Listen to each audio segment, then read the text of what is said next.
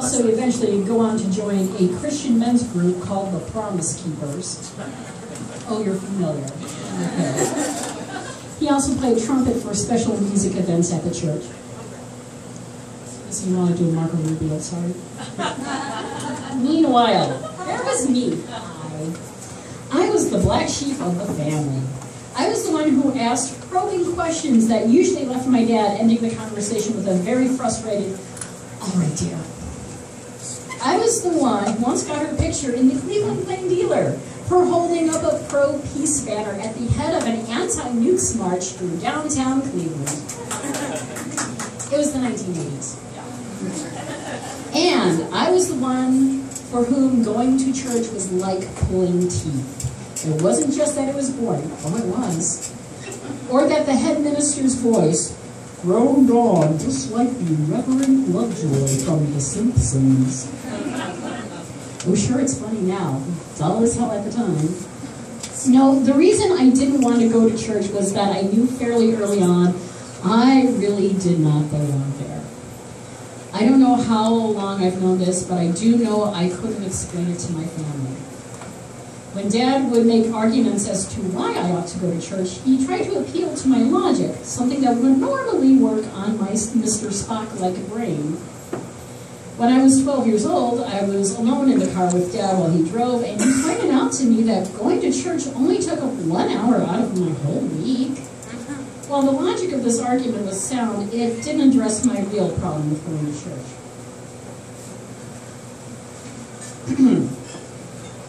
One September night when I was 14 years old, I was at home with my family, and my parents and sisters were talking around me, not to me, around me, about the ceremony at our church I was expected to go through in a few months called confirmation.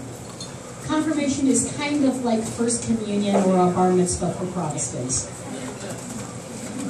They were all talking about me and what was expected of me as if I weren't in the room. While they were still talking, I went to my bedroom and started crying. Kim came into my room, yelling at me for walking out. How dare I do so? She's only 3 years older than me, but apparently she felt it was her place to scold me.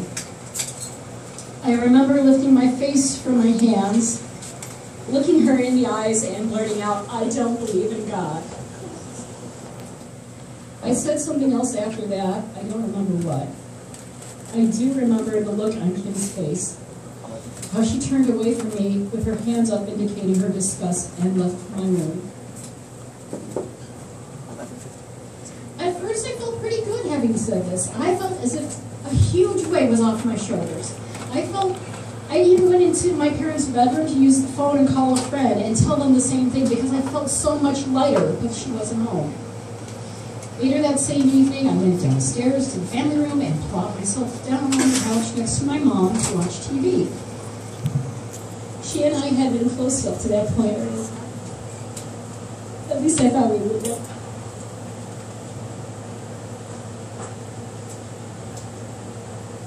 I will never forget the look on my mother's face. It was beyond disappointment.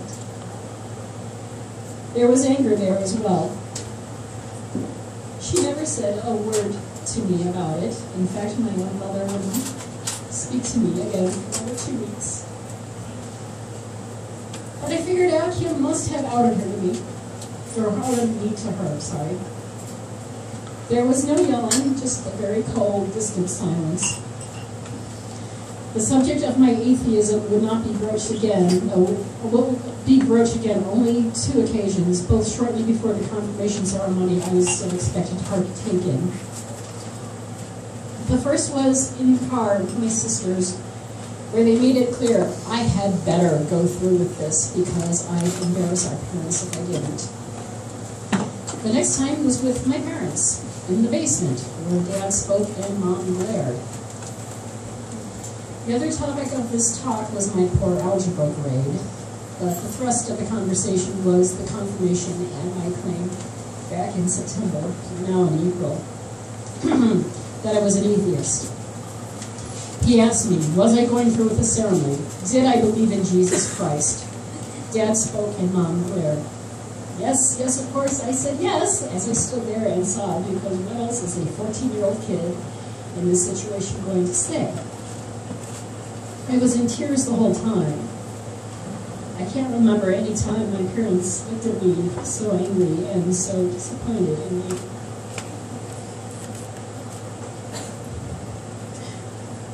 When it was over, I went into the family room to watch, really just stare at whatever was on TV. My dad came up behind me and stroked my hair.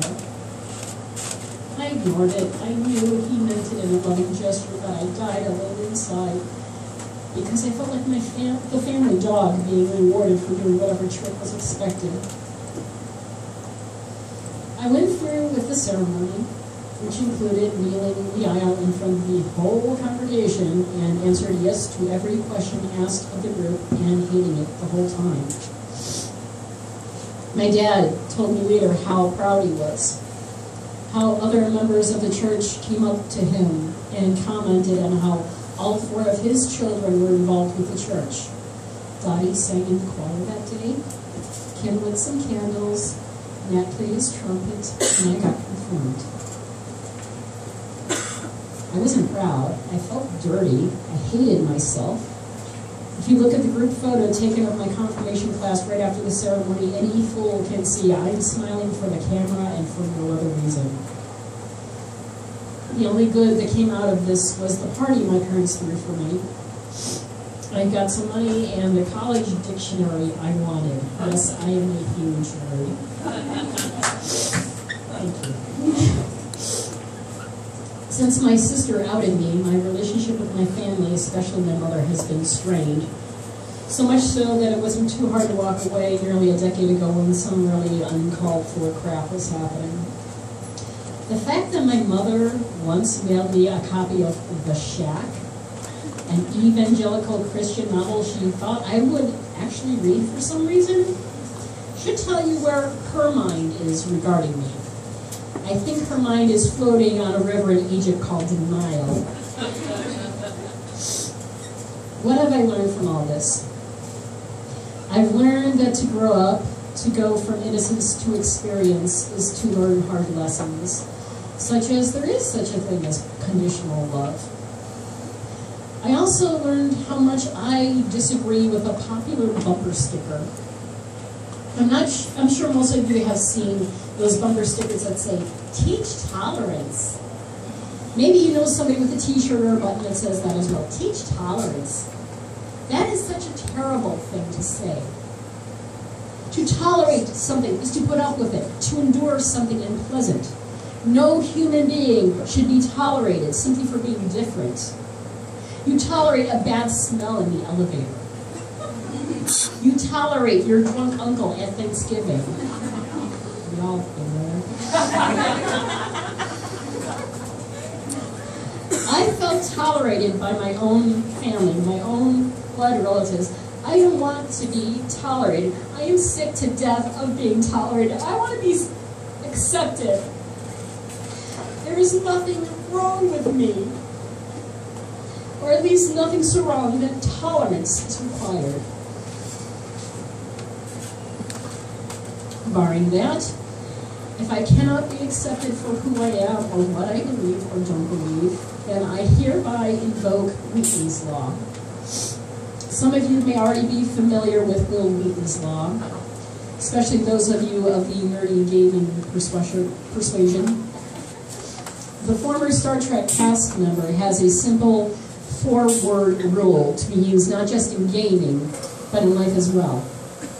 If love thy neighbor is a bar too high for some to reach, and if teach tolerance doesn't work for you either, then I request that everyone hearing my story tonight, please, consider living your life by Wheaton's Law, which is simply, don't be a dick.